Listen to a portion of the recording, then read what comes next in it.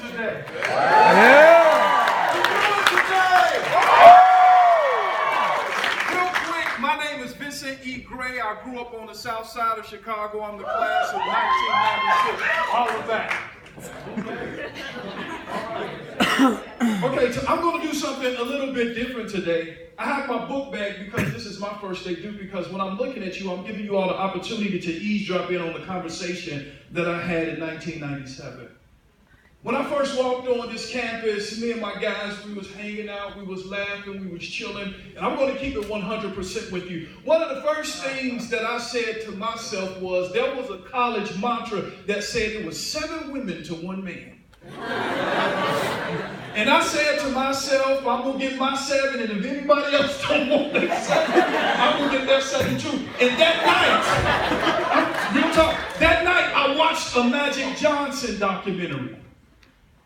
And I said, his magic wasn't working that day. So immediately I said, I can't be on that. But when I went into the lunchroom, I met a gentleman by the name of Dr. Gaddis. You all going to meet him.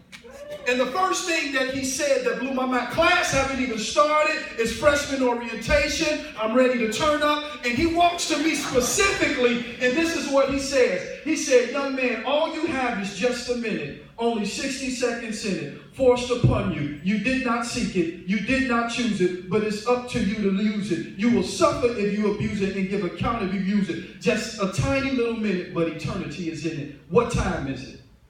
Oh. Blew my high. I'm like, this guy. So I go to his class, find out I have his class, the first day of class, and this is the first thing he does. The first day of class, he give us a mirror. And I'm like, oh man, we got one of these guys. and I'm in the front, and he gives me the mirror. And this is what he says. I want you to look at the mirror. And I looked in the mirror. He said, tell yourself, every time before you come into this class, you can do this. And I knew it was about to get real then, because in his class, the first day he gave us the syllabus, and he said, you have 20 pages to complete. He said, but I want you to know, you can what? You can do it. You can do this. And for some of you all, you're looking around, we're telling you we had this is the best experience that I ever had. The first day, he told me, he instilled something in me. Vincent, you can do this. And so that's one of the mantras that I live by every day. I'm married to a wife, and sometimes I have to look at her and say, I can do this. I'm serious. Every day, I have to say that. When I get up, I graduated, I received my Type 75. I was an assistant principal. I know what's going on in Chicago. When kids when they don't have goals to shoot for, they shoot each other. You can do this. This is the second thing on the college campus. I just brought these, I picked these up for my daughters, some toys. And I want to tell you, because I had a wonderful experience here. Refuse the toys, T-O-Y-S. Repeat after me. Temptation. Of youth. Syndrome. On this campus, you're going to find 2 things, test and temptation. In the college classroom, the professor is going to give you some tests. But on Friday night, the temptation. Some people did an extra year because they didn't know how to take the temptation. The temptation is going to come every day. But you can do this.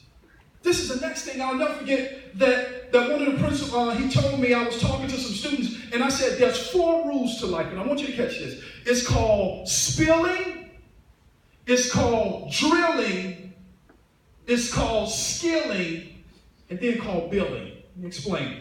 When you're a child, most children are always spilling stuff because they can't hold on. You don't want to be at the spilling stage. Some of you are here on a full scholarship. Some individuals you hear on subsidized loans. You don't come to Benedictine University to party on a loan. Because I need you. You can do this. Spilling. You can't hold on to a schedule. Spilling. The second is drilling. You know, drilling. Kids, I need you to put this up. I need you to stack your shoes up. Drilling. Because when you walk into the classroom, the professors, they're going to drill you. This was the awesome place I learned leadership skills. I got the opportunity to speak. I was an orientation leader. Marco Mancini gave me an opportunity to do a lot. When people were saying, Vincent ain't doing nothing but running off at the mouth, he said, give him a mic. I see some leadership in him. Thank you for that, Marco. So drilling, when it comes to the drilling, I'm teaching you something. So you go from spilling, I can't hold on. Drilling, now I'm starting to take the control of my life. Now you came here to Benedictine, not for drills, not for spills, drills, but to learn a skill. Learn a skill so that you can go into the workforce and do something phenomenal. After the skills, then come the bills. But check this out. The last one is you have to tell yourself, I will. Every day, I keep this mirror with me. Every day, I will. I'm going to end it on this note because I don't want to take up too much time.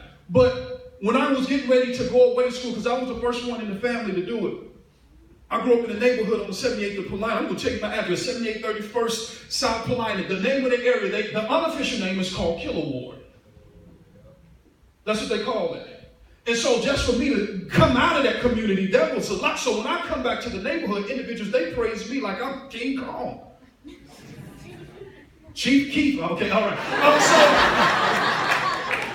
So what ends up happening is my mother, she sits me down. Because my mama, she didn't have a formal college education, but she had PhD results.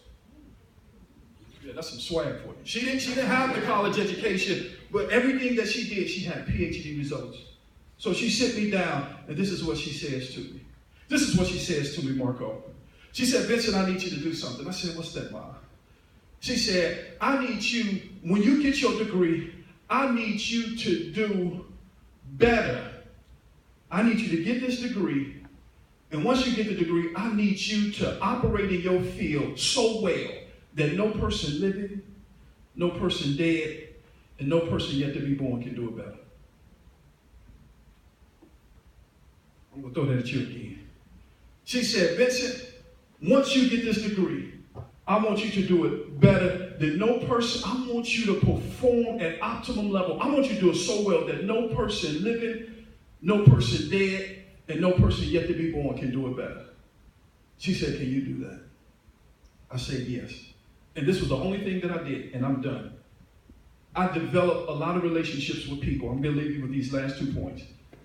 Individuals in here, you need to connect with every person that you can because every interaction is an interview. Every interaction is an interview. The first job that I received was just a person who I saw on Benedictine University. This person was quiet, but they was powerful.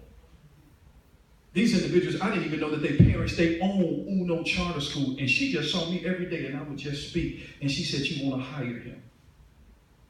She said my mother owned the business. See, every interaction is an interview. We don't want to burn bridges, and we don't want to burn down, and we don't want to build walls. But what we want to create is an oasis. Oasis, O-A-S-I-S. What that literally means is open and share ideas safely and securely. That's the first thing. Number 2, which is significantly important, I really want you to capture this. Don't spend quality time with unqualified people because they're disqualified where you're trying to go.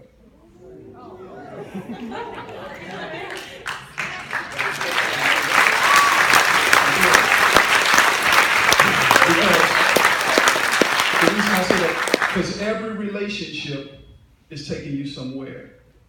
Because if you spend time just kicking it here, they're going to kick you out. I knew a lot of individuals, they just came, they party. And I said, man, you don't take out $20,000 to kick it and party. But my best experience was here. I learned a lot. Created relationships with, long-lasting relationships. Dr. Gaddison, Linda Owens, a gentleman by the name of Brian Tracy. He said something to me, and I know I keep saying I'm about to wrap it up, but I'm definitely have to end with this. He told me something, and I will never forget it. He said, Vincent, I keep two things in my front pocket. I said, what's that? He said, I keep an I will and an I won't. He said, so when a challenge comes, I'll go into my right pocket and it tell me, okay, I will do this. And there's going to be some people who say, you know what? We got the keg in the dorm.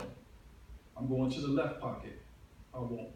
My name is Vincent and I approve this message.